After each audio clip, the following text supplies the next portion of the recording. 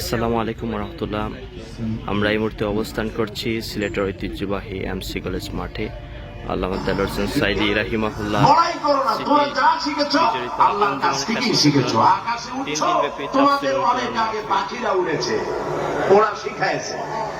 মানুষ তো ভালো বিজ্ঞান শিখতে হয়। চলুন আমার সাথে মৌমাছির কাছে, দেখেন মৌমাছি কত বিজ্ঞান জানে। আল্লামা দেলোয়ার হোসেন সাইদি রাহিমাহুল্লাহর স্মৃতি বিজড়িত আঞ্জুমানে খেদমতে কোরআন তাফসিরুল কোরআন মাহফিলের 3 দিন ব্যাপী তাফসিরুল কোরআন মাহফিল। আজকে প্রথম দিন বিকাল 3 ঘটিকা থেকে এই তাফসিরুল কোরআন মাহফিল শুরু হবে। আগামী 9, 10, 11 জানুয়ারি এই তাফসিরুল কোরআন মাহফিল অনুষ্ঠিত হবে। আমরা এই মুহূর্তে সিলেটে এমসি কলেজ মাঠে অবস্থান করছি। এই মাঠে শেষ দিন আসবেন ডক্টর মিজানুর রহমান আজহারী। ডক্টর মিজানুর রহমান আজহারীকে কেন্দ্র করে একটি নান্দনিক স্টেজ, নান্দনিক প্যান্ডেল সব কিছু সম্পন্ন হয়েছে। একটি বিশাল মাঠ, যে আমরা এই মাঠে অবস্থান করছি। এই মাঠের দক্ষিণ পাশে রয়েছে শৌচাগারের ব্যবস্থা। আঞ্জুমানের পরিষদ তারা 200টি শৌচাগারের ব্যবস্থা করেছে। এই মাঠের 4টি প্রবেশপথ রয়েছে।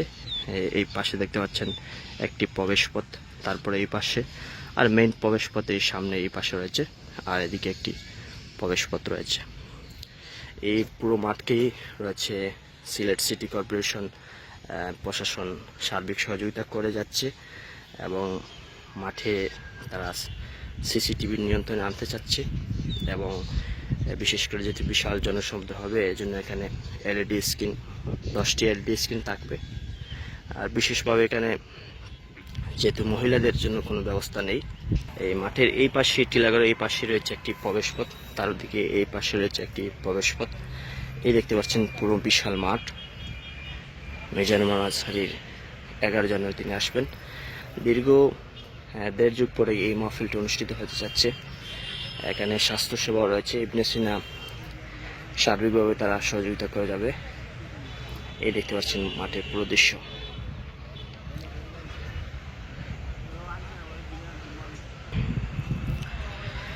সর্বশেষ পরিস্থিতি আপনাদেরকে জানিয়ে দিলাম যে আজ বিকাল 3 ঘটিকা থেকে শুরু হবে। প্রথম দিন তাফসীর পেশ করবেন আব্দুল আলামিন এবং টেকেরহাটের পীর সাহেব কামরুল ইসলাম সাইদ আনসারী। দ্বিতীয় দিন রয়েছেন 10 জানুয়ারি সাদিকুর রহমান আল আজহারী, শাহ ওয়ালিউল্লাহ, তারপরে রয়েছেন আলী হাসান উসামা। সর্বশেষ তৃতীয় দিন রয়েছেন মুফতি আমির হামজা এবং কামালউদ্দিন জাফরি হাফিজুল্লাহ সহ। প্রধান আকর্ষণ হচ্ছেন ডক্টর মিজানুর রহমান আল আজহারী। পুরো মাঠ, মাঠের এই প্রান্তরে যেহেতু 3 দিন ব্যাপী তাফসীরুল কোরআন মাহফিল, এখানে একটি ইসলামিক বইমেলার আয়োজন করা হয়েছে। সকলকে ধন্যবাদ জানিয়ে আজকের মতো এখানে শেষ করছি।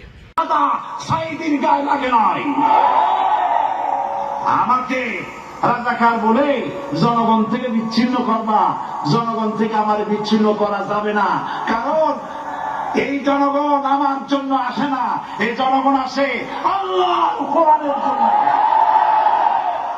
বাংলাদেশের মুসলমানদের শরীরে 1 বিন্দু রক্ত থাকতে শয়তানের তৈরি করা ধর্ম নিরপেক্ষ মতবাদ বাংলার জমিনে কায়েম হতে দেওয়া হবে না, হবে না। আমরা মানুষের তৈরি করা আইন মানি না। 12 কোটি মুসলমানের দেশে আইন তৈরি করবে মানুষ, আমরা মানব না। পার্লামেন্টে তৈরি হতে হবে কোরআন দিয়ে, পার্লামেন্টে আইন তৈরি হতে হবে কোরআন দিয়ে, এবং কোরআন হবে আল কোরআনের পার্লামেন্ট হবে বাংলাদেশে। ধর্মের নামে রাজনীতি নয়, আমরা ধর্মীয় রাজনীতি করি, আমরা এই কোরআনের রাজনীতি করি। এই কোরআন নিয়ে বাঁচতে চাই, এই কোরআন নিয়ে মরতে চাই, এই কোরআন থেকে আমাদেরকে বিচ্ছিন্ন করতে চায় কাফের বেঈমান মুশরিকেরা। ও আমার জাতি, কোরআন থেকে যারা বিচ্ছিন্ন করতে চায়, তোমরা কি তাদের বিরুদ্ধে জিহাদের জন্য প্রস্তুত থাকবে? যারা মানুষের উপরে জুলুম করছো, আলেমদেরকে ধরতেছো, মুসল্লিদেরকে ধরে ধরে জেলে ঢুকাচ্ছ, সময় আসবে এমন ইন্দুরের যত্ন অবমাননা করবার জন্য। মুসলমান অর্থ হলো শাহাদাতের ঈদগাহে শামিল হয়ে যাওয়া। তারা উড়ো করো না, অপেক্ষা করো, ধৈর্য ধরো, মার খাও, জেলে যাও, শহীদ হও, আল্লাহ রাজ কায়েম হবেই হবে। যারা ইসলামী শাসন চান, আল্লাহ